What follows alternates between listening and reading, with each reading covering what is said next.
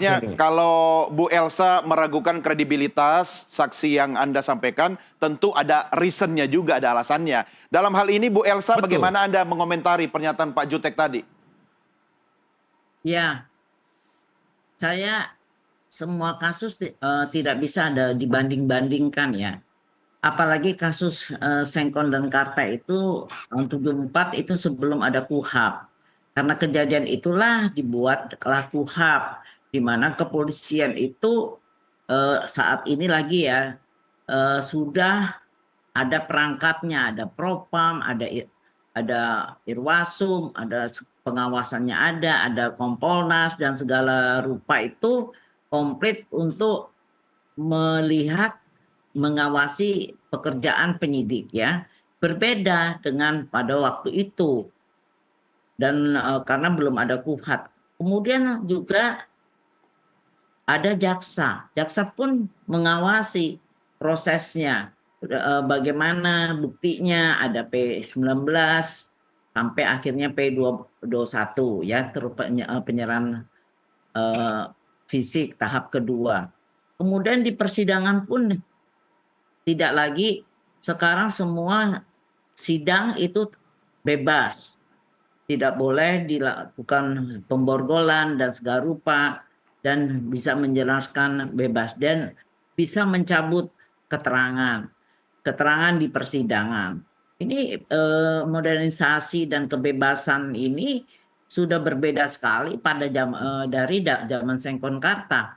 Dan faktanya kan eh, semua semua terdakwa itu mencabut keterangannya di persidangan itu, di perkara nomor 3 dan 4 itu mencabut.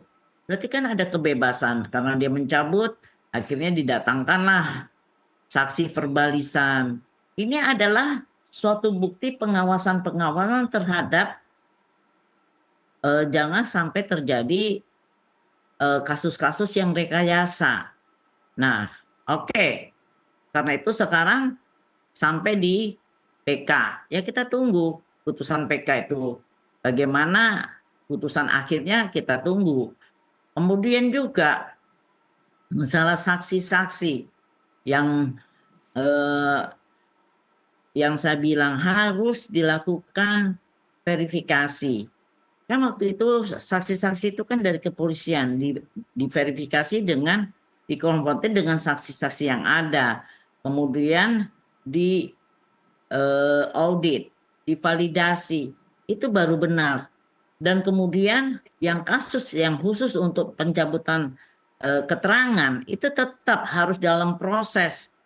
Kalau aturan hukum itu tidak bisa dilewati dengan alasan tunggu cicit dan cicit segala rupa, tetapi kan harus bahwa apa yang menjadi novum itu adalah bahwa dulu dia memberi keterangan palsu, sehingga dia harus diproses dulu memberi keterangan palsu, dan jika yang menyuruhnya ada sekaligus apakah pelakunya maupun yang menyuruh itu kan mendapatkan hukuman yang sama Iya, Bu Elsa, jika ini sekaligus saksi ini kan memang itu. belum muncul pada waktu 2016 saat ditangani Bu Titin kan, jadi Itu memang saksi belakangan. yang satu. Heeh. Saya kan bilang kan ada dua eh, kategori, yang satu mencabut, yang satu saksi Saksi baru. baru. Heeh. Nah, ya saksi baru itu kan sama sekali tidak ada dari waktu 8 tahun lalu. Kenapa? Kok dibilang tidak ada tidak ada pemberitaan? Dari dulu udah viral kasus ini. Saya udah melihat pemberitaannya yang terdahulu 2016 sudah viral sekali. Kenapa yang orang ini 8 tahun yang lalu tidak muncul? Maksudnya Itu menjadi Anda menganggap ini pertanyaan. saksi rekayasa begitu, Bu Elsa? Saya tidak bilang rekayasa, harus divalidasi, jangan disimpulkan. Kalau disimpulkan begini kan jadi jadi saling mengadu domba saya dengan Pak Jutek. Saya tidak melakukan itu. Saya bilang itu harus diverifikasi. Ya. Kenapa tidak dari kepolisian juga? Apakah sudah tidak percaya dengan polisi? Nah, itu kan jadi pertanyaan. Nah, itu nyambungnya lagi masalah-masalah satu image yang membuat menyudutkan kepolisian. Dan saya bilang, saya tidak membela kepolisian atau segala, tapi saya membicarakan tentang fakta, Ya, tentang penyiksaan. Kenapa dulu tidak melaporkan? Padahal kan sudah begitu sudah proses dan semuanya punya lawyer. Apalagi lawyer dulu yang 6, kalau nggak salah 6 atau 5 ya. Itu Pak siapa itu lawyernya dari terdakwa ini adalah mantan polisi Polda Jabar, Pak Yongki ya. Kalau saya sendiri kenal sama beliau itu. Eh, jadi kalau dibilang nggak ada dana, buktinya kan punya lawyer semua memiliki lawyer. oke. Berbedanya hanya pada tanggal 31 September aja sampai BAP sampai tanggal 1 mereka tidak menggunakan lawyer tapi sakat tatal, karena udah ditanya mereka belum mau. Ya, Tapi sakat tatal itu ada neneknya, ada kakeknya, ada neneknya, ada ibunya ya kalau nggak salah. Keluarganya mereka tidak menggunakannya, tapi mereka didampingi oleh keluarganya langsung. ya, ya. Terus ada di versi, ada formulir B4, adanya gerasi. Jadi ini mau diapakan? Ya, Kalau Bu. dibilang takut, kenapa sampai 8 tahun setelah kasus viral, udah begitu orang banyak Ya, baik Bu Elsa. Kalau soal ini memang perhatian, yang langsung mereka akan bisa jawab Bu melakukan hal Titin. yang Iya, karena yang mengawal kalau di awal kasus ini kan Bu Titin. Jadi Bu Titin, saya minta Anda flashback itu lagi. tanyain soal di versi dia ada tanda tangannya dulu. Dia sebagai lawyer kedua, lawyer pertanyaan almarhum yang saya tahu Pak Samsudin kalau nggak Oke. salah, Ya, itu baik. terlibat menandatangani di versi. Ya, Bu Titin bagaimana merespon soal ini? Saka Tatal ditangkap tanggal 31 Agustus 2016. Ada tanda tangan saya tanggal 16 September 2016. Jadi kalau bicara ini oto ini ono ini, saya bukan lawyer kedua Bu Elsa.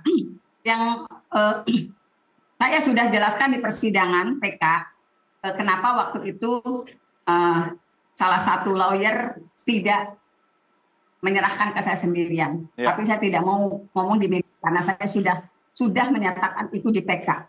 Jadi ketika ditangkap tanggal 31 Agustus 2016, kemudian saya baru bisa mendampingi karena saya ditelepon ini tahap 2, itu sudah saya sampaikan di PK. Jadi persoalannya sudah saya sampaikan di PK. Jadi saya udah nggak usah ngebahas masalah itu.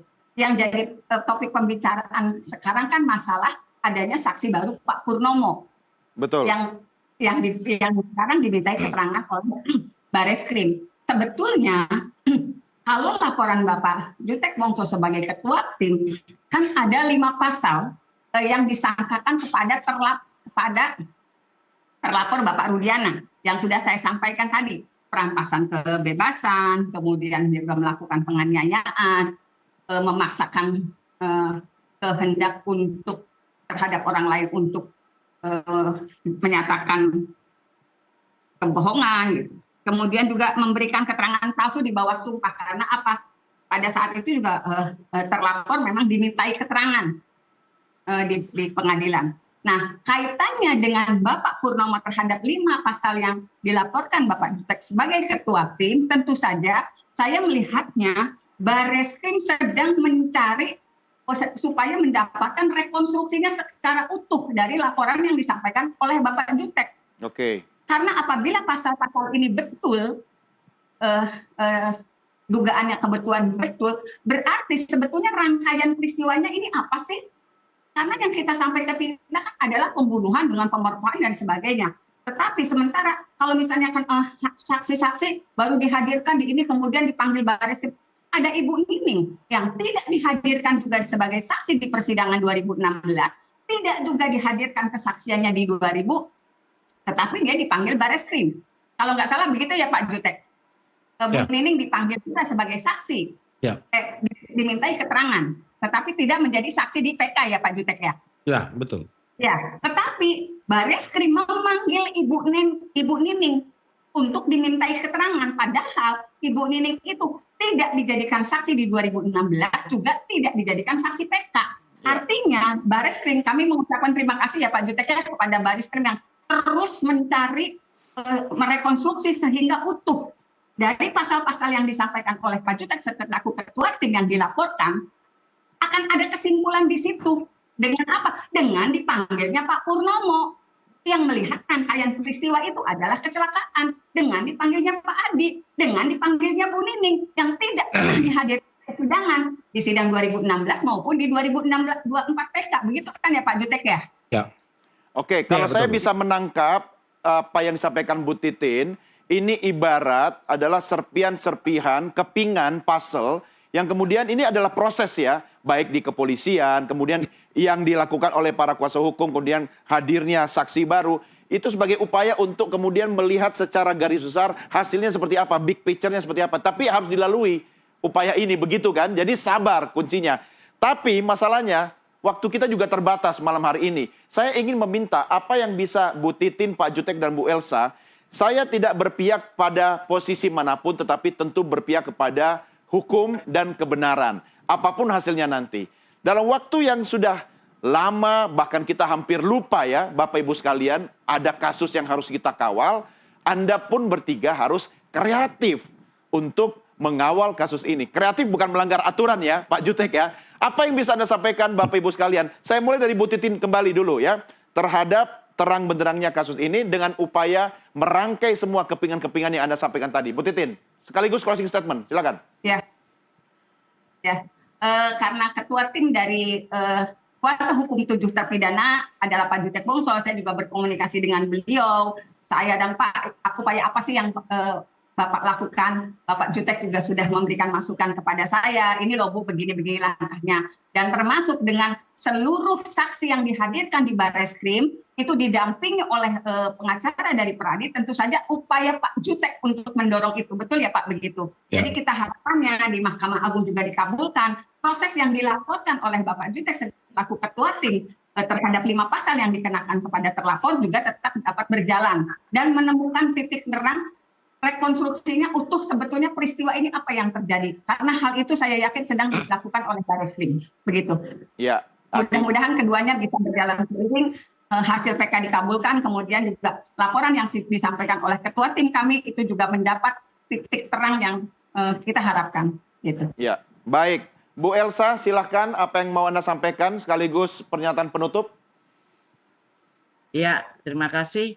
Ya, pertama saya akan sampaikan jangan mengeluarkan kata-kata membuat image, membawa nama-nama Bapak Kapolri, tim sus bentukan Bapak Kapolri, yang mana katanya senyap-senyap itu, sedangkan Pak Jutek aja nggak pernah didatengin, apalagi saya juga nggak pernah didatengin. Jadi kita juga nggak tahu kebenarannya, apa benar-benar polisi, apa benar-benar tim sus, apa-apa kita nggak jelas. Tidak usah disebut-sebut itu menjual-jual nama Kapolri, menakut-nakutin kepada image bahwa Kapolri sudah menyetujui bahwa ini kecelakaan. Satu. Kedua, bahwa ini proses ini silakan saja. Ini kan proses masih lidik, yaitu klarifikasi. Ya. Jadi kita belum tahu apa yang akan terjadi nantinya. Kan belum, masih lidik, masih klarifikasi. Ya. Kemudian ketiga, kita masih menunggu putusan PK. Jadi kita tunggu saja putusan PK, kan semuanya sudah berjuang. Dari timnya Pak Jutek sudah berjuang luar biasa, dan saya juga sudah menonton dan kami juga sudah melakukan sesuatu yang sesuai dengan fakta. Dan masalah mereka menginap di rumah Pak RT, ya saya ulangi lagi, tidak pernah menginap. Dan saya sudah lihat sendiri ruangannya Pak RT dan juga kontrakannya. Sebelum mereka mengaku pernah nginap di sana, 2 hari sebelumnya sudah ada orang yang mengontrak di situ. Jadi rumah itu terisi, rumahnya Pak. Dan tidak terbiasa anak-anak muda nginep di rumah Pak RT, rumah itu kecil. Oke. Jadi kita perlu klarifikasi dulu, perlu pembuktian. Ya, baik. Silakan Pak Jutek. Baik, Pak Jutek, silakan. Mas Doni, saya hanya ingin memberikan closing statement. Kita melawan lupa. Ya, pertama saya sampaikan dengan tadi Bapak Profesor Dr. Otto Hasibuan ya, selaku Ketua Umum Dewan Pimpinan Nasional Pradi yang sekarang sudah Wamenko Hukum, HAM, Imigrasi dan Pemasyarakatan. Banyak yang bertanya kemana. Saya mau katakan bahwa beliau tidak bisa mencampuri urusan walaupun ada pemerintahan, beliau sudah non-aktif ya, cuti dari advokat ya.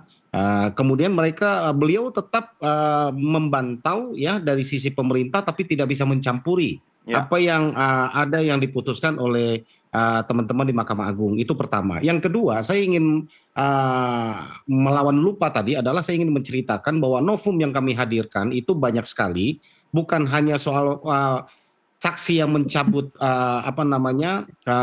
keterangannya pada tahun 2016 lalu. Ya, ada keterangan-keterangan baru, ada saksi-saksi baru yang belum pernah dihadirkan. Mega dan Widi, itu handphonenya sudah kita ekstrak, itu yang nggak bisa dibantah. Ya, jam yang diduga terjadinya pembunuhan yang dilakukan oleh 7 atau 8 terpidana itu adalah hal yang mustahil, tidak mungkin terjadi karena pukul 10.14 mereka masih berkomunikasi.